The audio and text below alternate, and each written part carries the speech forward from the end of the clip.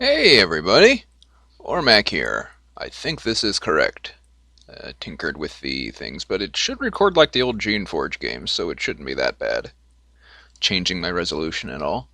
So, Ormac here for, obviously, Avernum, the old one. I was kinda hoping they would put out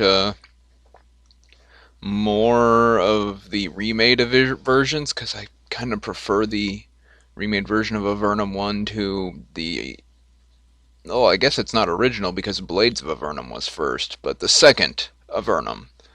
I prefer the more modern remade version that they did, but whatever. There's only Avernum 1 is the only one that has that. And it would be kind of weird to start on something really modern and then jump back to the archaic interface. So we're just going to start out the archaic one and work our way up. 3, 4, and 5 are pretty modern. It's just 1, 2, 3. Uh, 4, 5, and 6 are modern. 1, 2, and 3 aren't. That's what I was thinking. Anyway, let's go. New game. It's kinda sort of like Nethergate in that you make a party. Let's pick a new graphic. Okay, what kind of character type? Huh. Recent one of the fates is approved by the Empire. Excellent healing and protective skills often end up having... Huh. Hedge Wizard, Rebel, Cleric, Sorcerer, Rogue, Soldier, Berserker. Soldier would probably be best. We need a soldiery frontline person for fighting and tanking and such. That's usually how it goes. So,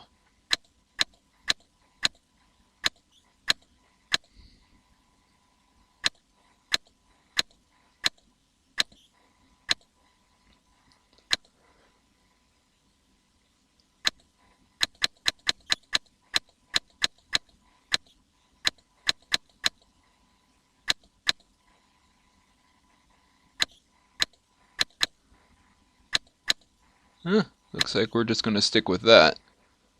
Edit statistics of this guy. He's a soldier, so he starts with 4 strength, 4 dexterity, 5 endurance, not much intelligence. Good at melee weapons, pole weapons, okay with bows, throw missiles, hardiness, defense, assassination. My goodness. Not any good with magic, but leeches? My goodness. Elite warrior.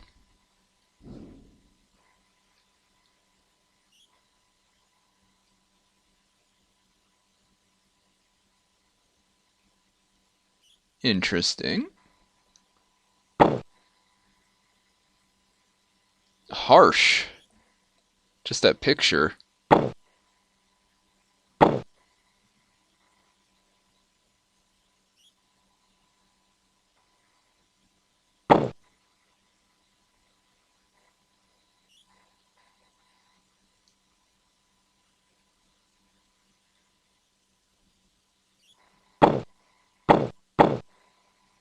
Can't have more than 2 traits. I have 1.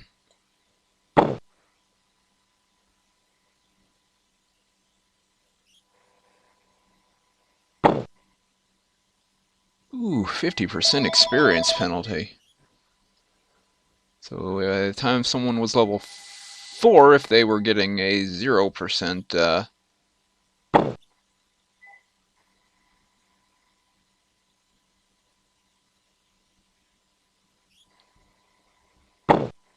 he would be level 2.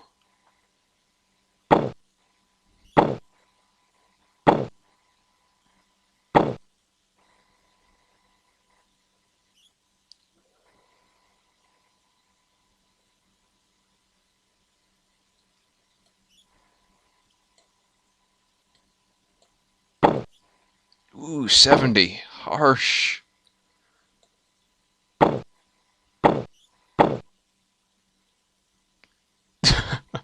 Let me know how that works out, buddy.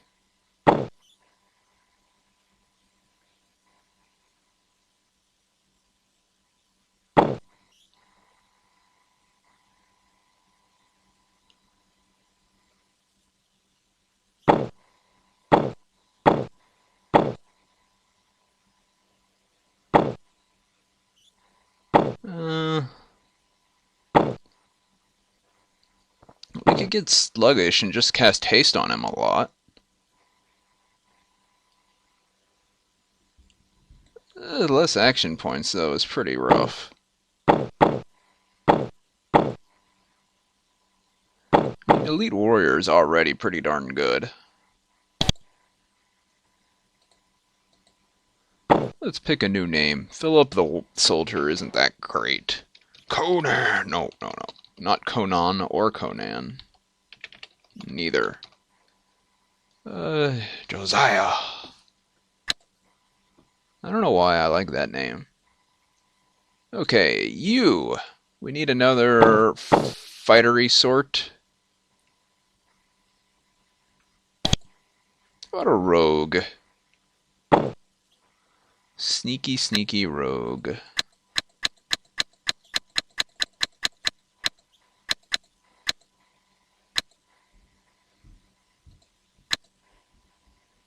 I guess that works.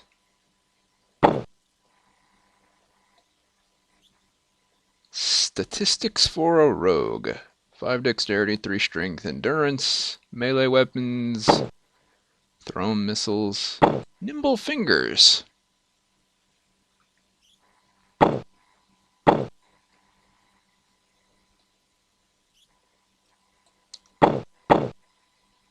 And fast on feet. Looks good to me.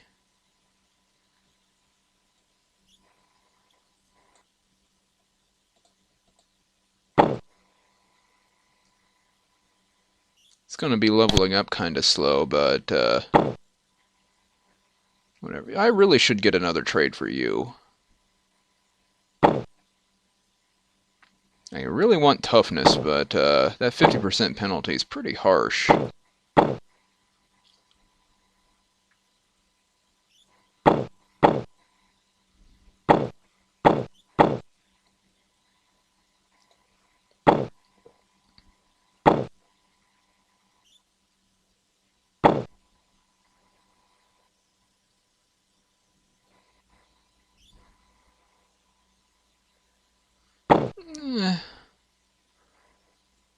Don't really want sickness prone if I'm going to have a rogue, because sneaking is a lot more difficult if someone has a cold.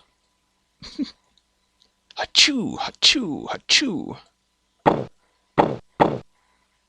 I guess we'll just work with it. I mean, last time someone had I think it was 30% penalty, and he wasn't that far behind towards the end, and he was really powerful too. Okay, cleric. That'll probably be fine, but I want a different graphic.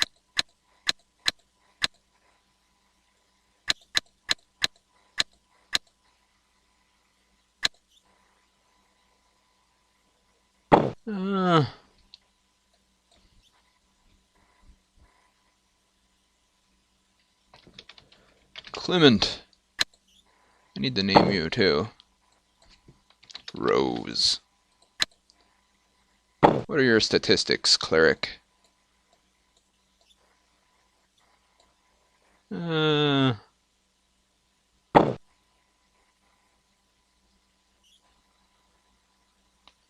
Let's give you an education.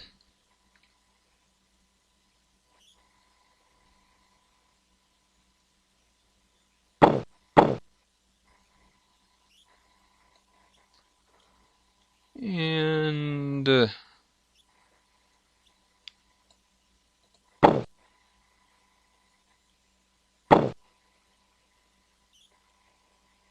strong will? Sure. The sorcerer. What are your abilities? You're a natural mage. That's actually pretty good. You can actually wear armor.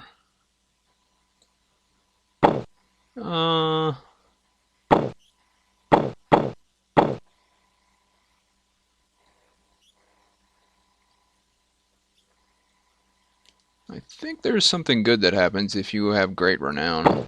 Someone with great renown in your party.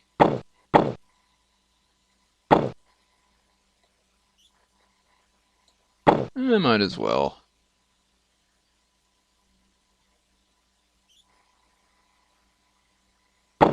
Lore, potion making, mage spells, fireball. Everyone has experience penalties. Mycroft. Makes me think of the Mycon from Star Control 2. Ugh, I didn't like those things.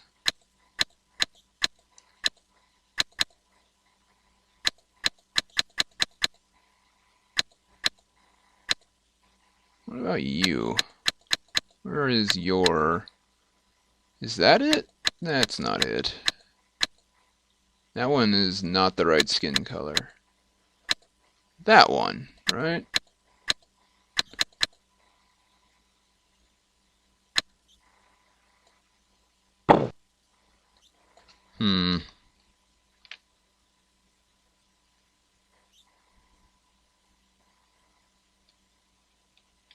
Name for sorcerer. Female sorcerer. Sorceress, then.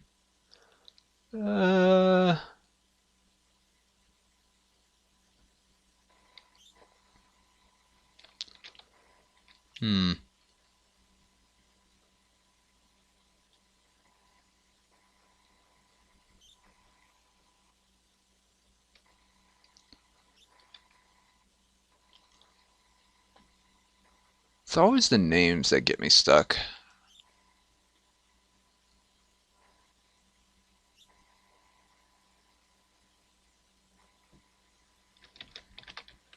Andrea. That'll have to work.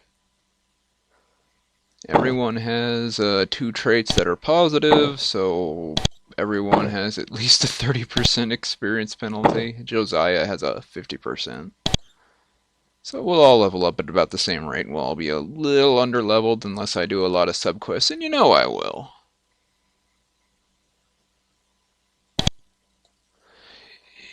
You are never going to see sunlight again. You will never breathe fresh air, or be warm, or feel safe. That is your punishment for your crimes. You are to be thrown into a magical portal and banished to Avernum, never to return. What was your crime? Not what you might think. Not murder, or arson, or crimes against other people. No, your crime was against the empire ruled by cruel Emperor Hawthorne. You spoke out against an unjust law, or you angered some politician, or you may have just been a misfit. Not being able to fit in is a crime in the empire, thus you are being sent to Avernum. It is not a different land. After all, the empire controls the entire surface of the world. All 4 continents have been completely submitted to its rule. No, Avernum is a series of caverns far below the surface of the world. It's a dark subterranean prison, a place where exiles like yourself spend the rest of their lives, far from the light. Talk about a rude wake-up call. What is it like there? Nobody on the surface knows. All they know it is dark and unpleasant, and that it's a place to be regarded only with fear. Apparently it's a little weird. Some people believe there is no air, warmth, or food, and death comes with merciful speed. Others believe there is enough food to enable Avernumites to endure a miserable worm-like existence, till of course the monsters get you. A few believe that Avernum is a paradise, a subterranean land of pleasure and relief, and of freedom from the Empire's iron rule. People mad enough to believe Avernum is paradise soon end up there themselves.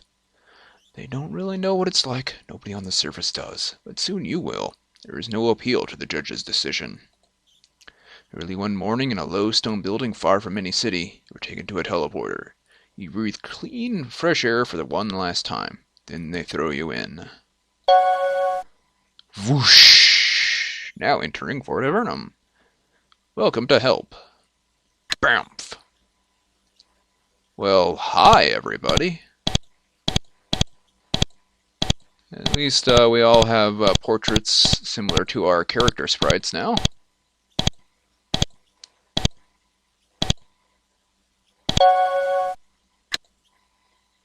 But yes, it's set up a lot like Bolt of Fire, Light, Culp. Interesting. Set up a lot like Nethergate was, and that's not a bad thing. Bump.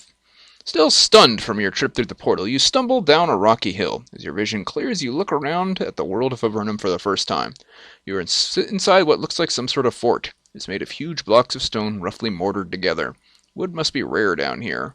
Only the doors are made of it. There are a few trees nearby, strange things, more fungus than wood. Mushrooms. It is not as cold as you thought it would be. In fact, it's very warm and moist. The smell of sulfur hangs heavily in the air. There must be volcanic vents down here. Even though you're far, far underground, you can still see fairly well. The stone roof far above you is covered with a thick layer of glowing fungus, which bathes everything in a sickly greenish light. Thanks to this light, you get a clear idea of your surroundings. In particular, you can see a small, pale man waiting to greet you at the base of the hill. He seems to be there to greet you. Whoa, much faster. Let's talk to the man. You are talking to somebody. You meet a small man. He smiles at you nervously. His skin is incredibly pale in the strange light of the fungus. Why are you standing here? I wait for new arrivals, such as yourselves, and welcome them. He bows. Welcome to Avernum. So we're in Avernum? What's that? Avernum is what we call this place. In days of old, Avernum was the name of the underworld, where lost souls were sent to be punished. Sort of makes sense, he said. He smiles sadly. Why are you welcoming us? It's my job. I'm here to ease the considerable shock of being cast into the underworld. Of course. So, welcome to the underworld.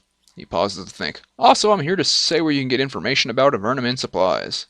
Information is useful. Where do I go? Farrell is the town sage. He lives and works in the building just a little bit to the southwest. He's a bit glum, but he does his job well. He will answer your questions as best he can. Of course, you should get supplies first. Okay, supplies? To prevent certain problems, namely banditry, new arrivals are sent to Tor to get modest supplies to support themselves until they can find work. He's in the building to the south. We've found doing otherwise results in desperate, dangerous, and violent citizens, because they have nothing. This way you'll have a fair chance. What you do with it when you leave here is your business. Which reminds me, be sure to see Tharrell for information. I'm curious about, can I go back in the portal? I wouldn't recommend it. It's not a wise idea. Someone tried an experiment once. It was messy. Ask Asacia about it. She was there. Okie dokie. We should look for Asacia. Also, look at this guy. He's a guard. Can I talk to him? Hey, guy. Doesn't seem to want to talk to me. Well, fine then. Tor supplies. I know. Hey, guy.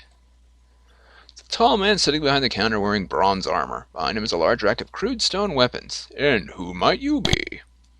Well, sometimes I maintain the weapons of the guards. Sometimes I guard travelers going to Silvar. Mostly I give supplies to newcomers. The weapons need lots of maintenance. Looks back at them with disdain. Pretty crude work, huh? Metal is rare down here.